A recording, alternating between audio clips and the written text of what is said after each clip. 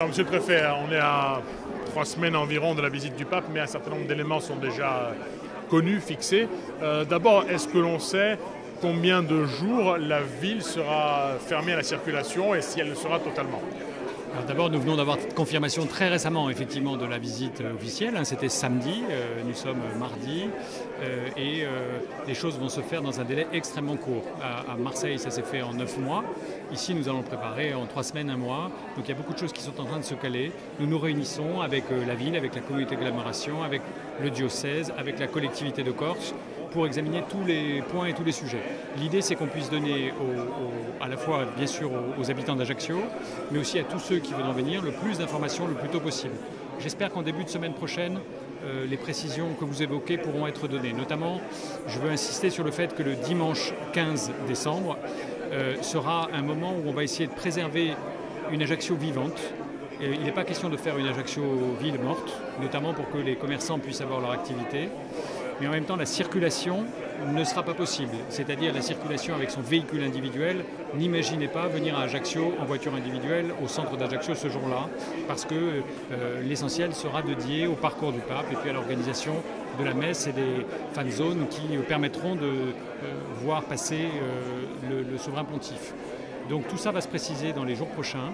C'est un gros travail. Encore une fois, on travaille j'ose pas dire jour et nuit, mais enfin on va travailler activement pour arriver à répondre à toutes ces questions-là, avec un souci d'équilibre, rendre possible pour le plus grand nombre de gens qui voudront venir, d'Ajaccio, mais aussi de Corse et parfois du continent, la rencontre avec le pape en ce jour formidable où il vient en Corse, et puis en même temps ne pas rendre la vie impossible pour tous les autres. Voilà. Et donc c'est un gros travail.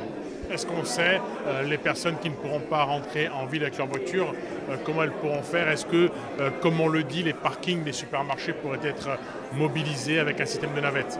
Alors tout ça est en train d'être travaillé là aussi. Ce qui est sûr, c'est qu'il y aura un système de navettes parce qu'on n'entrera pas avec son véhicule individuel le dimanche à l'intérieur d'Ajaccio.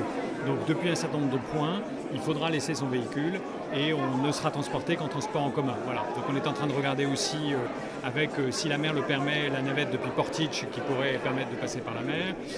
On regarde avec la collectivité de Corse la question du train, mais il sera sans doute pas possible ou difficile en tout cas de l'utiliser le dimanche matin tôt, parce que le trajet de la voie ferrée sera en partie réservé pour le cortège du pape.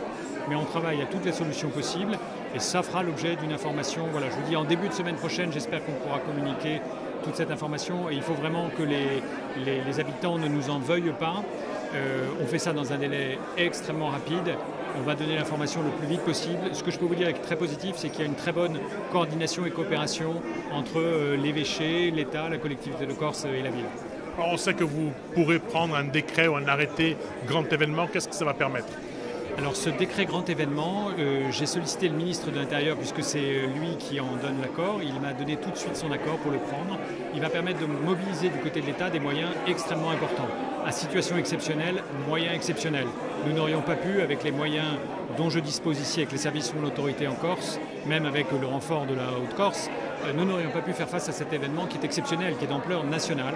Et donc je vais pouvoir bénéficier de renforts qui viennent de la zone, c'est-à-dire de toute la région de Marseille, mais qui viennent aussi du niveau parisien.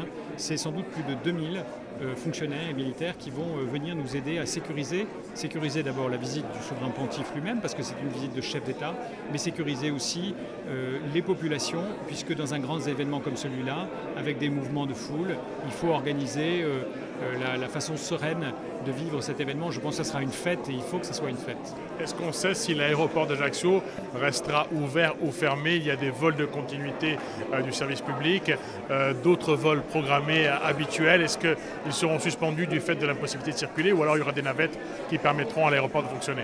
Alors, disons-nous que cette fête et ce moment extraordinaire qui va se passer pour la Corse le dimanche 15 décembre, il ne va pas permettre de tout faire comme d'habitude. Et donc, notamment du point de vue du fonctionnement de l'aéroport ou du fonctionnement du port avec les arrivées de navires, on ne pourra pas tout faire. Les vols de continuité territoriale, notamment l'un d'entre eux, qui doit être préservé va être préservé, mais sinon pour l'essentiel l'aéroport va être fermé et dédié aux déplacements officiels, celui du souverain pontife et puis des autorités ministérielles pour des raisons de sécurité. Donc lorsqu'on vient pour cet événement, arrivons le vendredi ou le samedi, mais ne prévoyons pas d'arriver le dimanche. C'est d'ailleurs mon principal message, c'est qu'il ne faut pas imaginer arriver comme ça le dimanche matin en se disant qu'on va aller rencontrer le souverain pontife.